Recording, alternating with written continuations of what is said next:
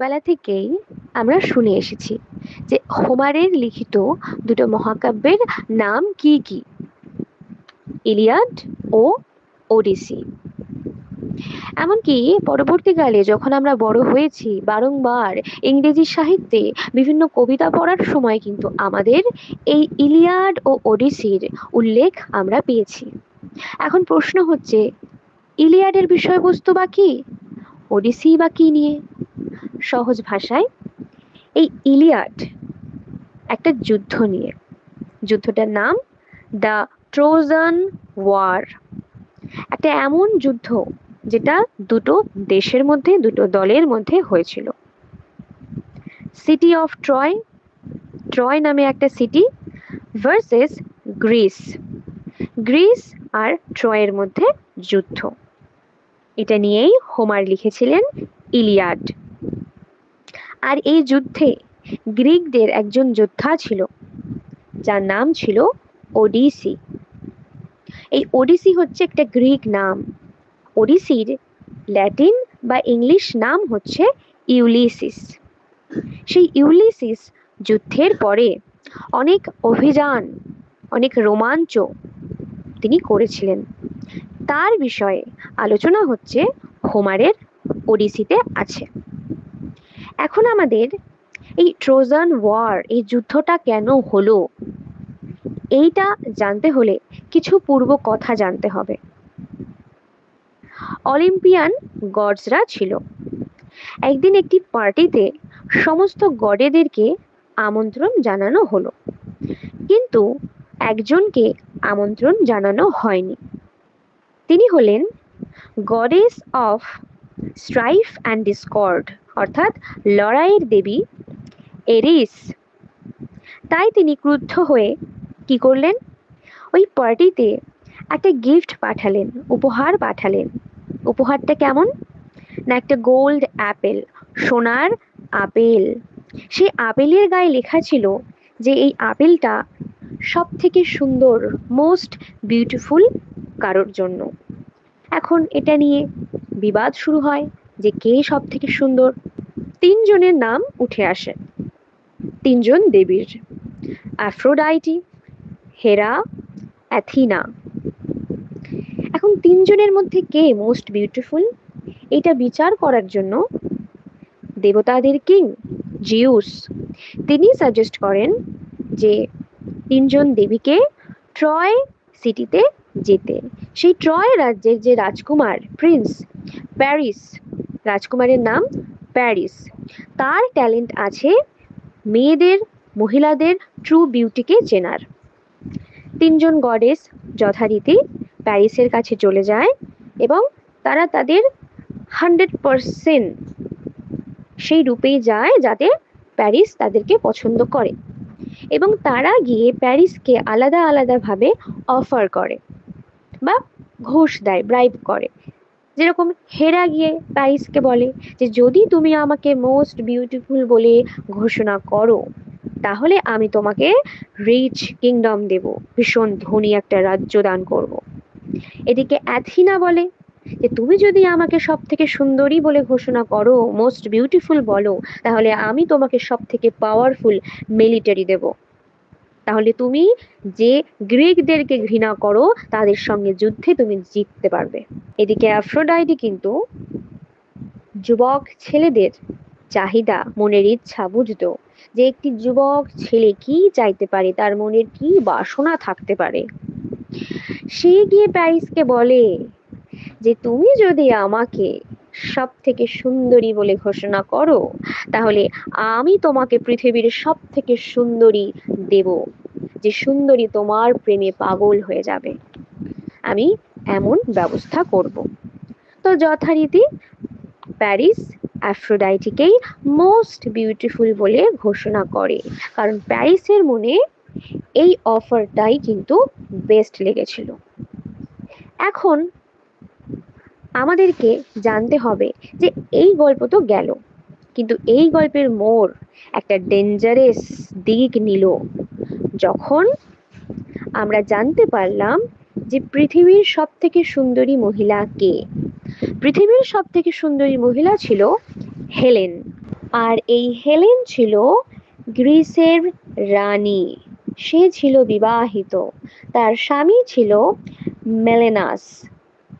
ইনি একজন Sparta king. এবং প্যারিসকে ইনভাইট করা হয় গ্রিসে। আর সেই সময় মেলেনাস কিন্তু দেশে উপস্থিত ছিল না। সে কোনো একটা জার্নিতে বাইরে গেছিল। প্যারিসকে দেখা মাত্র কিন্তু হেলেন প্যারিসের প্রেমে পড়ে যায়। কারণ অ্যাফ্রোডাইটি তো আশীর্বাদ করেছিল প্যারিসকে যে সব থেকে সুন্দরী মহিলা তোমাকে দেখা মাত্র তোমার প্রেমে পাগল হয়ে যাবে। হেলেনকে দেখে প্যারিসও তার প্রেমে মুগ্ধ হয়। এইভাবে দুজনে দুজনার প্রেমে অভিভূত হয়ে সিদ্ধান্ত নেয় যে হেলেনকে নিয়ে প্যারিস ট্রয় রাজ্যে নিজের রাজ্যে চলে আসবে। এবং সেটাই করে। হেলেনকে নিয়ে প্যারিস চলে আসে। এই খবর যখন হেলেনের স্বামী মেলেনাস জানতে পারে, স্বাভাবিক সে ভীষণ রেগে যায়। এবং এই মেলেনাসের একটা ব্রাদারও ছিল, তার নাম হচ্ছে অ্যাগামেগনন। এই দুজন মিলে ঠিক করে যে আমরা যুদ্ধ ঘোষণা করব, আমরা অ্যাটাক করব ট্রয়কে। কিন্তু এই ট্রয় সিটিটাকে অ্যাটাক করা অত সহজ ছিল না। কারণ এই ট্রয় সিটিটার চারপাশে যে বড় স্ট্রং উঁচু দেওয়াল ছিল সেটাকে ভাঙা বা সেটাকে অ্যাটাক করা কখনোই সম্ভব ছিল না। তো গ্রিকসরা যখন ট্রয় রাজ্যকে অ্যাটাক করলো তখন তাদের দলে অনেক নাম করা যোদ্ধারা কিন্তু ছিল। তাদের মধ্যে বিখ্যাত কারা কারা? অ্যাকিলিস এ একজন যোদ্ধা, কোনো রাজা কিন্তু নয়, বড় যোদ্ধা অ্যাকিলিস, যার স্পেশালিটি ছিল এটাই যে তার শরীরের তুমি যে কোনো জায়গায় মারো না কেন সে মরবে না, এক কথায় অমর। আর ছিল ইউলিসিস অর্থাৎ ওডিসি, যার গ্রিক নাম ওডিসি। এই ইউলিসিসেরই পরবর্তী অভিযান আমরা পড়ব। ইউলিসিস ছিল আর একজন ছিল অ্যাজাক্স। তো অ্যাকিলিস যে ছিল সে একটি মেয়েকে ভালোবাসে এবং তাই সে সিদ্ধান্ত নেয় যে সে যুদ্ধ করবে না। এর ফলে গ্রিকসরা ভীষণ চিন্তায় পড়ে যে অ্যাকিলিস একজন ভীষণ বড় যোদ্ধা, আর সে যদি না থাকে তাহলে আমরা যুদ্ধতে লড়াই করব কিভাবে। এরই মধ্যে একটা ঘটনা ঘটে যায়। হেক্টর, প্যারিসের দাদা, প্যারিসের ব্রাদার হেক্টর অর্থাৎ ট্রয় রাজ্যের লোক, হেক্টর অ্যাকিলিসের বন্ধুকে মেরে দেয়। ভুলবশত একটা ভুল বোঝাবুঝির কারণে মেরে দেয়, কিন্তু এটা তো আর অ্যাকিলিস জানতো না। তাই অ্যাকিলিসও ভীষণ রেগে যায় এবং হেক্টরের সেই কিলার সামনে গিয়ে ডাকাডাকি করে যে আসো আমরা লড়াই করব। দুজনেই খালি হাতে, মানে দুজনেই সিঙ্গেল সিঙ্গেল লড়াই করে এবং সেই লড়াইতে কে জেতে? অ্যাকিলিস জেতে। কারণ ওই যে ওকে তুমি যেখানে আঘাত করো না কেন ওর তো কিছু হবে না। এবং মারা যায় আর এক বিরাট যোদ্ধা, ট্রয়ের যোদ্ধা হেক্টর। হেক্টর যখন মারা যায় অ্যাকিলিস তার পায়ে দড়ি দিয়ে বেঁধে টানতে টানতে ওদের টেন্টে নিয়ে যায়, যে দেখাতে যে দেখো আমি এই বড় বীর যোদ্ধাকে মেরেছি। কিন্তু এই কাণ্ডটা করার পরে অ্যাকিলিসের কিন্তু একটু অনুতপ্ত বোধ হয়, সে অনুশোচনায় ভোগে যে ইস আমি এটা কি করলাম। সে তো একজন মহাযোদ্ধা, তার সৎকার করা, সঠিকভাবে সৎকার করতে দেওয়া তো আমার কর্তব্য। তাই সে হেক্টরের সেই মৃতদেহ সৎকারের জন্য ট্রয়ের কাছে ফিরিয়ে দেয় এবং 12 দিন সে বলে 10-12 দিন আমরা কোনো হামলা করব না, তোমরা তোমাদের শ্রাদ্ধ শান্তি সৎকারের কাজ সুষ্ঠুভাবে মিটিয়ে নাও। এবং এরপরে এক ঘটনা ঘটে, সেটা হলো অ্যাকিলিস একটি রাজকুমারীর প্রেমে পড়ে। আর সেই রাজকুমারী কোথাকার রাজকুমারী? অন্য কোথাও না, ট্রয়ের রাজকুমারী, প্যারিস আর মৃত হেক্টরের কাজিন মানে সিস্টার। এই তার নাম ছিল পলিক্সেনা। পলিক্সেনার প্রেমে পড়লে অ্যাকিলিস আর পলিক্সেনা ঠিক করে যে একটা মন্দিরে গিয়ে বিয়ে করবে। আর সেই দিনই যে প্যারিস, অর্থাৎ যে গ্রিসের থেকে হেলেনকে নিয়ে চলে গেছে, সেই প্যারিস কিন্তু খুব একটা সাহসী বড় যোদ্ধা ছিল না। কিন্তু সে কি করে, বিয়ের দিন সে এসে অ্যাকিলিসের হিল, HEEL গোড়ালিতে তীর মারে এবং অ্যাকিলিস মারা যায়। এখন সবার মনে প্রশ্ন আসতে পারে যে ম্যাম, আপনি তো বলেছিলেন যে অ্যাকিলিস মারা যাবে না, তাহলে কি করে মারা গেল? আসলে অ্যাকিলিস যখন জন্মায়, তার মা তাকে উল্টো করে তার পায়ের গোড়ালি ধরে একটি নদীতে, যে নদীর নাম রিভার স্টিক্স, সেই নদীতে চোবালে তার যেখানে যেখানে শরীরে সেই নদীর জল লাগে সেখানে সেখানে সে অমর হয়ে যায়। শুধু গোড়ালি ধরেছিল ওর মা, তাই গোড়ালিটাই ওর অমর হয়নি। তাই গোড়ালিটাই ছিল ওর কাছে একটা উইক পয়েন্ট, গোড়ালিতে মারলেই ও মারা যাবে। রিভার স্টিক্স কি জিনিস? এই নদীটা হচ্ছে এই পৃথিবী আর ডেড, মৃত, এই যে জীব জগৎ আর মৃত জগতের মাঝখানে একটা বর্ডার টাইপের। তো সেই নদীর জল ওকে ছোঁয়ানোতে ও অমর হয়ে যায়। শুধু ওর গোড়ালিতে লাগেনি বলে গোড়ালি জায়গাটা ওর অমর ছিল না, তাই ওখানেই মেরেছে বলে ওখানে ও মারা যায়। সেই জন্য একটা কথা আছে, অ্যাকিলিস হিলস, অর্থাৎ একটা মানুষের weak point of a person, যে আমার কাছে আমার অ্যাকিলিস হিলস, আমার উইক পয়েন্ট হলো আমার মা। তো প্রত্যেকটা মানুষের অ্যাকিলিস হিলস মানে উইক পয়েন্ট, এইখান থেকেই এসছে, এই গল্পটার থেকে ওই প্রবাদটা এসছে, অ্যাকিলিস হিলস। অ্যাকিলিস তো মারা গেল, এরপর একটা বড় যোদ্ধা মারা গেল। 10 বছর জুড়ে যুদ্ধ করছে, ছোটখাটো যুদ্ধ লেগেই আছে। তখন ইউলিসিস একটা প্ল্যান করলো। ইউলিসিস বানালো একটা বড় কাঠের ঘোড়া। সেই কাঠের ঘোড়াটা রাত্রিবেলা ট্রয়ের সিটির গেটের সামনে রেখে দিল, বলল এটা আমাদের তরফ থেকে একটা গিফট, এতদিন আমরা যুদ্ধ করেছি, আমরা যুদ্ধ করতে পারছি না, আমরা হেরে গেছি, আর যুদ্ধ আমরা চাই না, এরকম একটা ভান করে ওরা ঘোড়াটাকে গেটের সামনে রেখে দিল।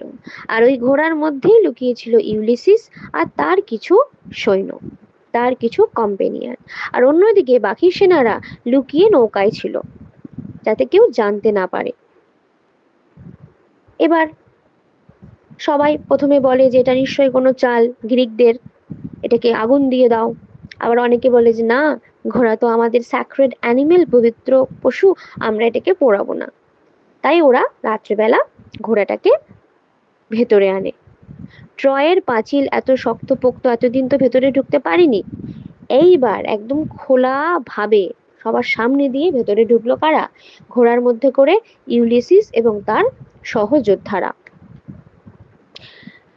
ঢোকার পরেই প্রথমেই মেরে দিল গেটের গার্ডদেরকে, তারপরে গেট খুলে দিল। আর যেই গেট খুলে দিল, সেই লুকিয়ে থাকা নৌকাতে লুকিয়ে থাকা গ্রিক সেনারা চলে এলো ভেতরে, আর ট্রয়ের ভেতরে চললো আক্রমণ। এরপরে ভীষণ লড়াই, ভীষণ আক্রমণ, এবং সেই আক্রমণ থেকে আর সিটি অফ ট্রয় বাঁচতে পারলো না।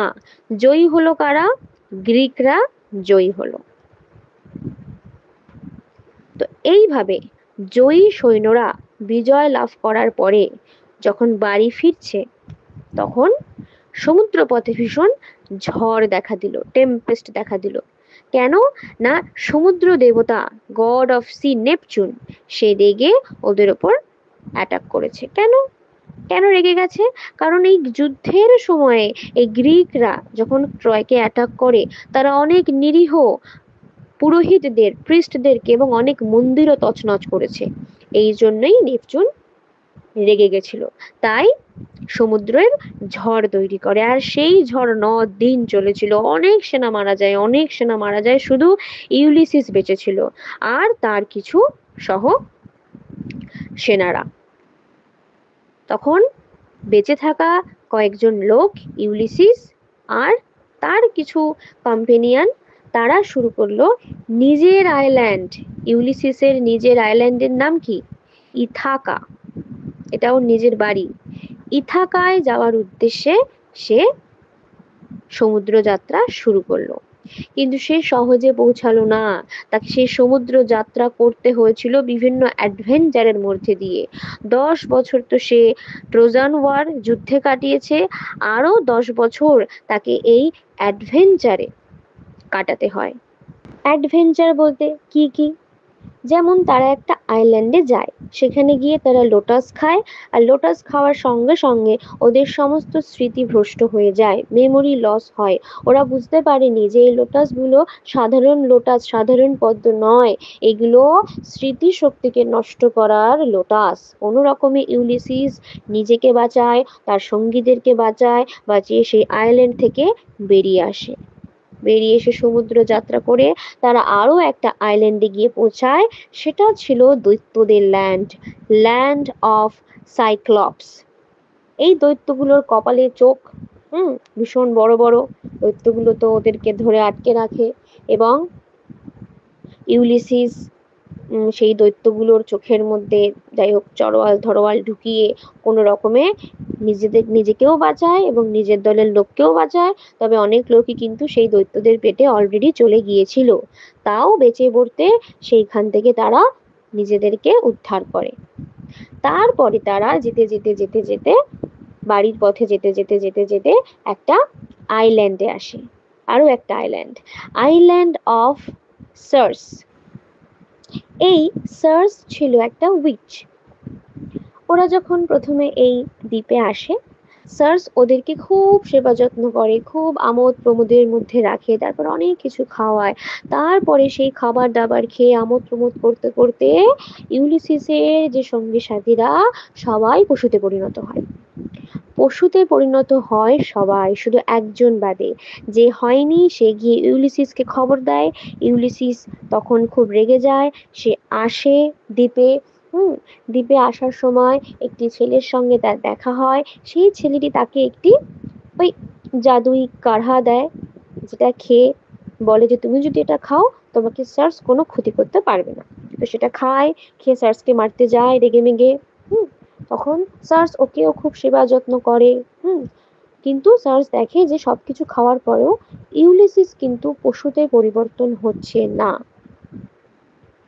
তখন ইউলিসিস সার্সকে কাইন্ড অফ মারতে উদ্যত হয়। তখন সার্স বলে যে না, মেরো না, আমি সমস্ত তোমার সহযোগী কি বলবো কর্মীদের বা সেনাদেরকে আমি ঠিক করে দিচ্ছি।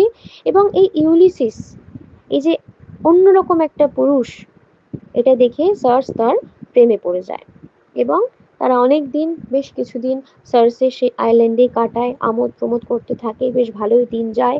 কিন্তু তারা যেহেতু অভিযান প্রিয় মানুষ সবাই, তাই তারা সেখানেও বেশি দিন থাকতে পছন্দ করে না, তারা সেখান থেকে বেরিয়ে আসতে চায়। সার্স অনেক মানা করে, তবুও তারা বলে যে না, আমাদের ফিরে যেতে হবে বাড়িতে। তখন সার্স বলে যে ঠিক আছে, তোমরা সাবধানে যেও, কিছু অ্যাডভাইস দিয়ে দেয় যে পথে যেতে যেতে সাইরেনদের সঙ্গে দেখা হতে পারে, কান বন্ধ করে রেখো। তারা গান গেয়ে গিয়ে নাবিকদেরকে কি করে, আকৃষ্ট করে। গান গিয়ে গিয়ে তাদের গলার স্বর এত সুন্দর যে নাবিকরা আকৃষ্ট হয়ে তাদের কাছে যায়, জলে ঝাঁপ দেয়, আর তারপর সাইরেনরা তাদেরকে খেয়ে নেয়।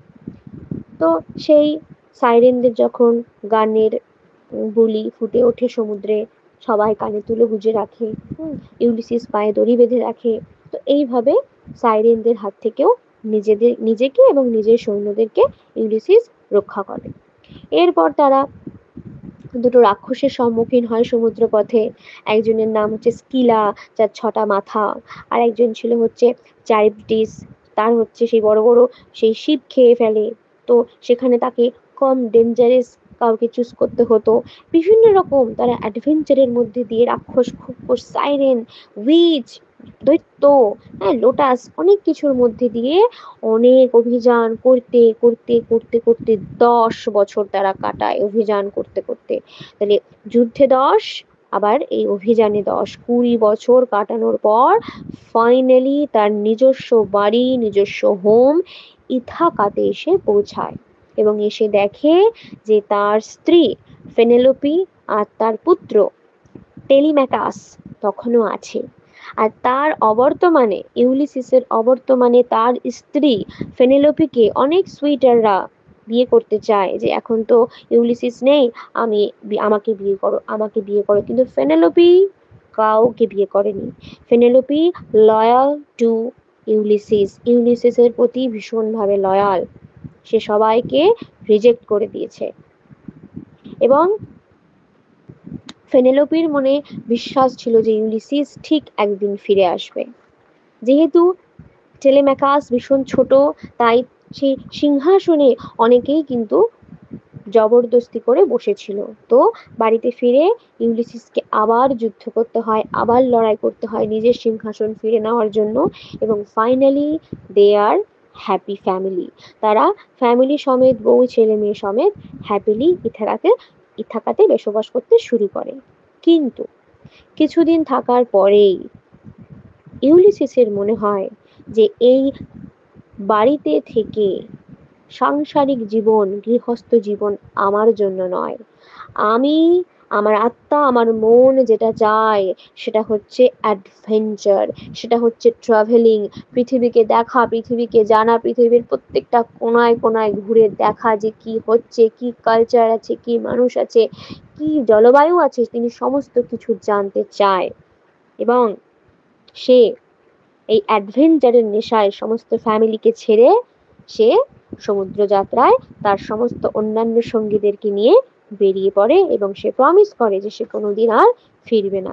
তো এই যে তার যে মনের মধ্যে এই যে আকাঙ্ক্ষা, অ্যাডভেঞ্চারে যাওয়ার যে আকাঙ্ক্ষা, সে বাড়িতে বসে কি চিন্তা ভাবনা করছিল, সে বাড়িতে বসে তার মনের মধ্যে কি চলছিল, তার মনে যে তোলপাড় চলছিল, তার মনে যে ভাবনা চিন্তা চলছিল, সেই বিষয়বস্তুকে কেন্দ্র করেই আমাদের ভিক্টোরিয়ান যুগের একজন কবি অ্যালফ্রেড লর্ড টেনিসন একটি কবিতা লিখেছিলেন যার নাম ইউলিসিস। এবং সেখানেই আমরা জানতে পারবো এই ওডিসি বা ইউলিসিসের মনের অবস্থা, যে সে কতটা অ্যাডভেঞ্চার করার জন্য ক্ষুধার্ত। তার জন্য কিন্তু আলাদা করে তোমাদেরকে ইউলিসিসের ওই কবিতাটির ভিডিও দেখতে হবে। ভিডিওটার লিংক ডেসক্রিপশনে আছে, গিয়ে চেক করে নাও। এটা তোমাদের ক্লাস 12-এর সেমিস্টার 3 এর জন্য ভীষণ ইম্পর্ট্যান্ট।